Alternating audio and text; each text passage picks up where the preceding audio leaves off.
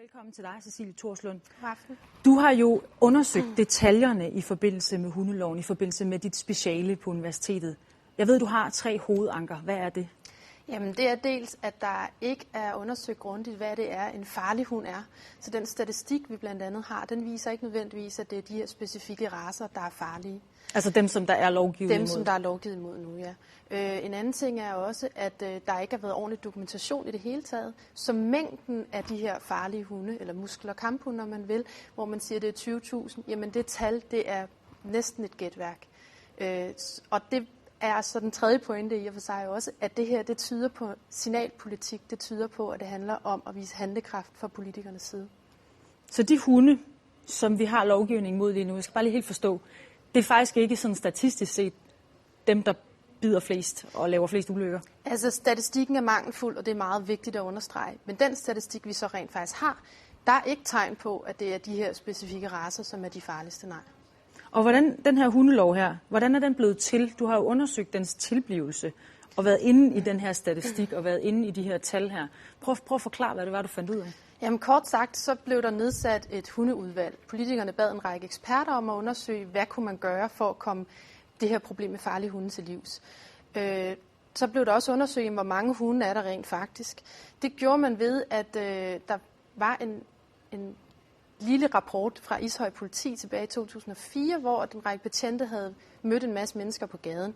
De fandt ud af, at så mange hunde af dem, de mødte, de var registreret i Dansk Hunderegister. Det var kun cirka en 1/4. Så sagt på en anden måde, så kunne man gange op og sige, hvis der er så mange hunde, der er registreret, og så ganger man med 4, så når vi frem til omkring 20.000 hunde. Så det har altså været sjus at nå frem til mængden af de farlige hunde her. Det vil sige, at det landsdækkende tal, vi har, det der ligger til grund for det er baseret på en rundspørge i Ishøj med omkring 54 mennesker. Og det skal dertil siges, at de politifolk, der lavede den rundspørge, de havde ikke som sådan de her racer i baghovedet. De skulle kigge efter farlige hunde. Hvordan er det for dig som akademiker at opdage sådan et grundlag for noget, der jo er blevet til lov? Jamen altså som akademiker, så kan jeg jo desværre se det lidt som en tendens i stil med andre lovgivninger, der har været på tale, eller som er blevet foretaget her på det nyeste. Og det tegner et billede af massehysteri, som også bliver båret igennem af medierne faktisk. Hvor at politikerne ser det eneste udvej, det er vise handlekraft, signalpolitik altså.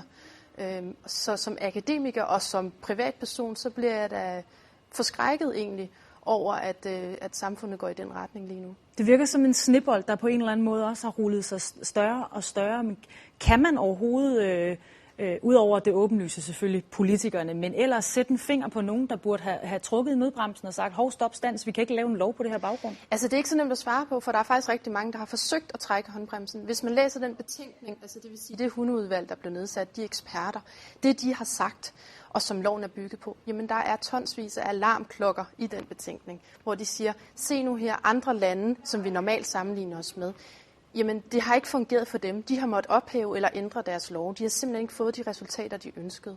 Så der har været mange, der har forsøgt at række en finger i vejret. Så hvordan er det for dig at se i dag, når vi som medie går ud og viser nogle af dine iagttagelser og udtalelser til nogle politikere, som så siger, nej, vi skal sørme have lavet den lov om. Det kunne de vel have gjort for lang tid. De kunne vel have lade være med at stemme for den, eller det er lidt ærgerligt, vil jeg sige. Altså, man kunne have håbet på, at tingene var gået anderledes. Og desværre så bliver det her jo bare igen et eksempel på, at enkeltsager, nu er det så jer, der har taget enkeltsager op, men enkeltsager kommer til at blive meget essensen af, hvad man politisk behandler lige for tiden. Og igen, nu så har I taget enkeltsager op, som bliver til en form for hysteri. Det er så den ene eller den anden vej. Og nu skal der handles igen. Og det kan vi jo se så sent som i dag, hvor der er nogle politikere, der så går ud og sagt, hov for søren, vi må handle. Der var også et alternativ dengang, endda et fra hundeudvalget. Er det et, man kan bruge i dag? Jeg kan ikke umiddelbart sige, om man kan bruge det i dag, men der er i hvert fald et bud, det hedder et hundekørekort, og der var, jeg kan ikke huske, om alle var enige, men der var i hvert fald flertal af dem, der var i hundeudvalget, som lavede den her betænkning, der sagde, det er også en mulighed, lad os kigge på det. Og det blev sådan set slet ikke taget med i betragtning. Det kan være, det bliver det nu.